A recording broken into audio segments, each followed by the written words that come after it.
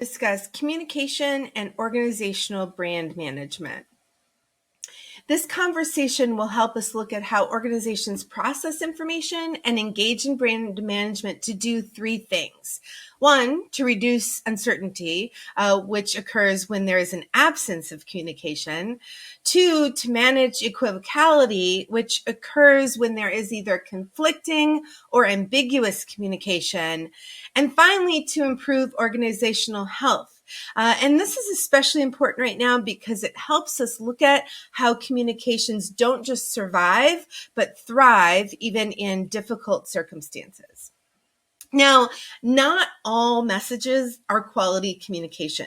So just because there is communication coming out of the organization does not mean that it is useful. Sometimes employees are either uninformed, underinformed, or misinformed with an illusion of information via useless and meaningless content. This might be listserv messages or very long documents or things that don't feel applicable or are hard to understand. So they feel like there's a lot of information coming to them, but they don't feel like they're more informed or better equipped for success after receiving the communication. Now, there are three types of messages that we're going to look at because they're necessary in effective organizational communication. They are task messages, maintenance messages, and human messages. And in order to just give a simple framework to how an organization may use these different types of messages, we're going to use the example of asking people to wear masks if there is not a mask mandate. And this is a common conversation in many organizations right now that are struggling with how to communicate this when you're asking for voluntary compliance, although there may not be a formalized rule that either can be or is in place. So the first is task messages. These are the do messages. They explain jobs and clarify responsibilities. They can seem simple, but are often misread because of a few different reasons. One is the communication method. So what is the medium or mode of communication that the employee or the public receives the information from? Is it an email? Is it a phone call? Is it a note taped to a door or a wall? And how does the person receive it? The next is the interpersonal skill of the person delivering the message. So even with the same do message of a task message, not all deliverers will be received the same way by the same receiver. Different people have different skills in being able to utilize vocal tone, nonverbal communication, such as eye contact, and even word choice inside of their delivery of the same message, which is tied closely to the last element here that may cause misreading, which is selective perception, which means each individual receiver has already decided or continually decides who they are going to listen to. So the exact same message delivered in the exact same way, in the exact same medium from people with same interpersonal skill may be received differently by the same person coming from two different people because they've already decided who it is they're going to listen to. Which is why it's important in your organizations or departments that you have a really good pulse on who people are going to listen to when information, especially if it may be controversial in nature or difficult in nature, and who's disseminating those task messages. Next, we have maintenance messages. These are the how and why messages. They contain procedural information. This may include rules, policies, and regulations, but not just the do of the task, but the how and why these things should be implemented. Again, they may seem simple, but can be misunderstood because of the approach. It may be ambiguous in nature. So the person receiving it knows they're supposed to do something, but isn't sure exactly how to implement it or what the ramifications or consequences of not doing it would be. There may be ethical implications here as well, and we're going to talk more about ethics in a future discussion, but the ethical implications are very individual in nature. Does this person have the right to tell me that this is not only what I should do, but why I should do it? And it may also that it's in the wrong mode. It doesn't feel like it takes the person's individual needs into account, or it may be missed altogether because the way the message was sent. And this leads us right to the final type of message, which is the human message. These are the need messages. These may be very formal, such as evaluations given to an employee during a certain period of supervision. They often take into account attitudes and feelings and really help solidify what the relationships are and the interpersonal relationships inside of an organization. These are both formal and informal in nature, but one of the most important things about thinking about the human messaging you're doing is realizing that they can actually impact how a specific receiver responds to the task and maintenance messages you're sending them. So from a student perspective, the need messages, the evaluation part, can be looked at from both a student or teacher angle, looking at the end of the semester. So what is the evaluation you receive as a student, and what is the evaluation you give to the teacher as their student? There may be communication along the way, such as check-ins that you do, that I do, that help you to see, take a pulse of how people are feeling, measure their attitudes, and develop relationships along the way, which make it more likely that those things, the other things, when I say I need you to do this and this is how you should do it, are received appropriately and responded to in a positive nature. Now, in all three types of messages, there are 5 critical criteria. They must be timely, clear, accurate, pertinent, and credible. So timely, of course, means that the person receiving the message gets it in time to react to it. And when we talk about communication overload next week, we'll talk about how timeliness comes into play. But you need to get it in time to react in the appropriate manner. It also needs to be clear so that you don't give up on the message or do the wrong thing. Clarity and accuracy are kind of like sisters, but there is a clear difference between them. Clarity is understanding. Accurate is the right information. So I may clearly give you the wrong information. So if I'm putting up a flyer, I'm sending out an information, and I say the Zoom call is at 11, but it actually starts at 10. When you log in at 11, you're going to be late. So you clearly knew you were supposed to be there. You received the information on time in order to put it on your schedule, but the information itself was inaccurate. Pertinent means that it applies to the person that is receiving it.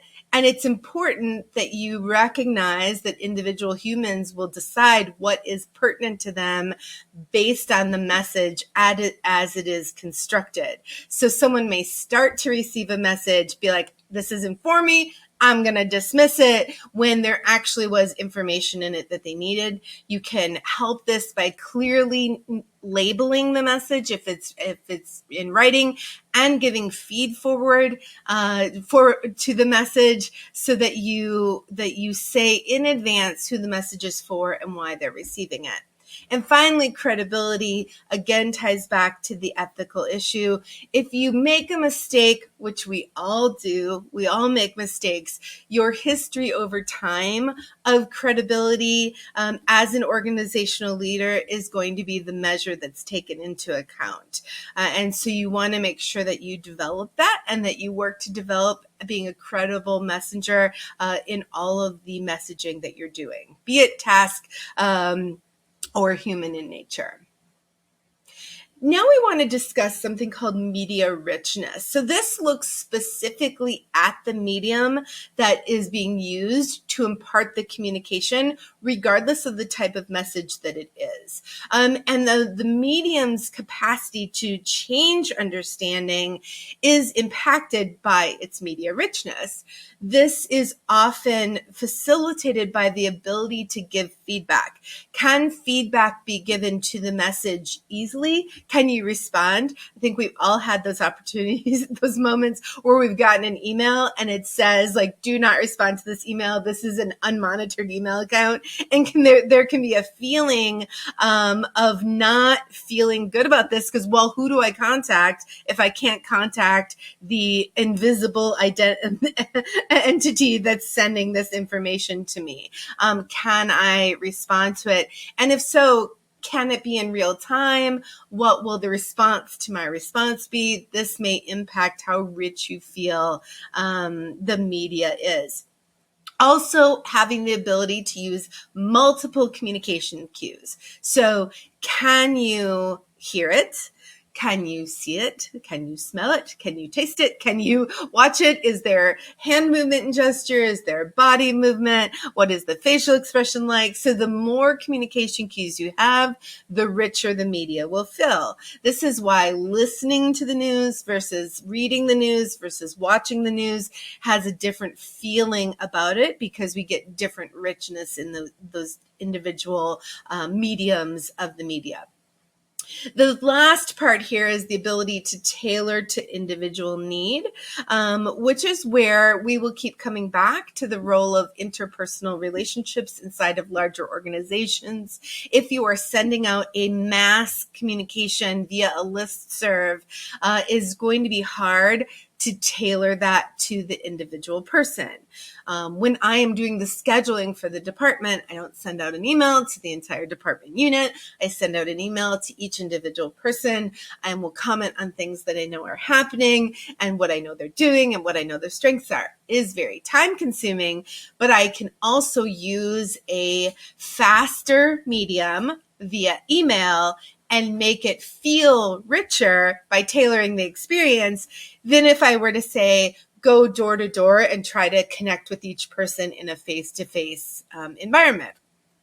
Which is what we know through the ranking of media richness is the richest type of media, which is communicating face-to-face. Now, we've already begun to discover and uncover that the second one here, which was originally in the literature labeled teleconferencing, that now Zooming or being on, and I have that in quotes, Zooming, because it may be different apps or elements that you're using to FaceTime or something else, but where you have via technology a face-to-face experience can become a very rich media experience. Now, if we're having this conversation live versus watching the recording, we could talk about the difference of having cameras on versus having cameras off. I think by now, most of us, if not all of us, have been in a meeting where people are able to choose whether or not they have their camera on. And by turning on the camera, you immediately increase the richness of the media because you're able to make eye contact. And in this current environment, if there is a masking either mandate or request, you're able to actually see the entirety of a person's face and have the advantage of all their facial expressions as well as eye contact. But turning the camera off immediately reduces media richness. It may have other advantages where it allows people to listen and do something else. And so there's, in this debate and discussion about having cameras on and access to technology and what does this look like, considering media richness is an important part of this. After face-to-face and any type of teleconferencing comes the telephone itself. So talking to someone in real time, which as compared to email or any type of electronic mail, which would include texting or GroupMe or anything else you use to electronically communicate with somebody, being on the telephone is considered to be a richer type of media. Now, this is partially because electronic mail begins the asynchronous communication. So sending someone an email or sending someone a text is not synchronous, where face-to-face, Zooming, or telephone, you are talking and have the ability to respond in real time. Now, I will say and admit that we've begun to think about texting and email as being synchronous, to the point where we even get frustrated if we're Zooming with somebody and send them an email and we're waiting for them to get the email and it doesn't come right away. We want it to be synchronous, or we send them an email and we wait for a response. But electronic mail and texting are asynchronous activities that require time for the person to respond. After this, in media richness, we have two different types of document distribution. First and more rich is a personally addressed document. So think about the letter sent to you and addressed to you, your name, your address, etc. Or a letter put on your desk that says, Dear Dr. Do-So, versus to whom it may be concerned. So this is a personally addressed document versus the unaddressed formal document. That was the to whom it concerns. Or even, I know sometimes I get my mail and there's something that says, to Michelle Do-So or homeowner or current resident. So it either is unaddressed or it is clearly for whoever happens to receive it. It's not specifically for me. And it's important in all of your organizational messaging that you think about the richness of the mode in the medium you're choosing to disseminate information and how it's going to be received. Now, I'm just going to introduce a discussion on social media because it's important to have in this context. However, we're going to have a richer and deeper discussion about social media in a later discussion. So social media is actually a term that encompasses a large variety and rapidly changing types of media and includes anything that is a networked community using technology that facilitates an ongoing conversation. Now, one of the good things about social media is that it activates those who might not normally participate in a collective conversation. In this context of education, I'll use the example of web courses and discussions as a type of social media. It is a network community that facilitates ongoing conversations. So as much as I don't like personally post and respond discussion boards, they do have their place. In a face-to-face, media-rich environment, it is possible for a person to come into class every week and never vocally participate in the discussion and yet still exist within the community. In an online discussion board, until someone speaks or puts their voice into the discussion, they're not there. So they exist, but they're not present. So it does allow, and I've found this over the years working with web courses classes, it allows for a more diverse set of voices to be included in the conversation, because people that might never speak up in the classroom do, sometimes because they have to, speak up in the collective conversation online. Now, the last thing we're going to talk about with social media today is that there are first and second level effects of any media. And the first level effect is the design. What is it supposed to be for? The second level effect is the derivative. What does it become for? And what are the unexpected consequences of the media? A real life example we have of this is what Facebook was started to do versus what Facebook has become. While I have successfully made it through most of 2021 without joining TikTok, I'm constantly tempted, especially after I found out that some of my favorite Broadway performers put content on there. I've still held out, but it does become, so something, it starts as one thing and then it becomes maybe an activist platform or something else. In order to understand this, we can look at a older type of media, such as the telephone. When the telephone was invented and people could talk to each other in real time, what reduced? Letter writing. And we can actually, over time, measure the reduction of both the archiving of messages, journal writing, those types of things, and writing literacy, because people would write less and talk more.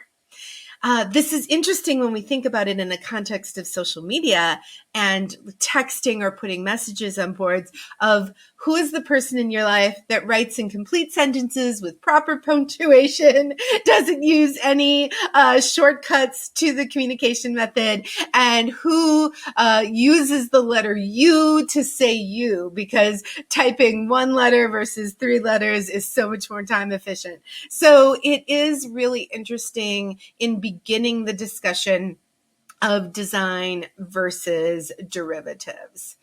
This whole platform is looking forward into the rest of this module. This discussion creates the baseline for the upcoming discussions surrounding knowledge management, hierarchies and structures inside of organizations, culture building, and what is a very timely discussion of burnout inside of the organizational structure today.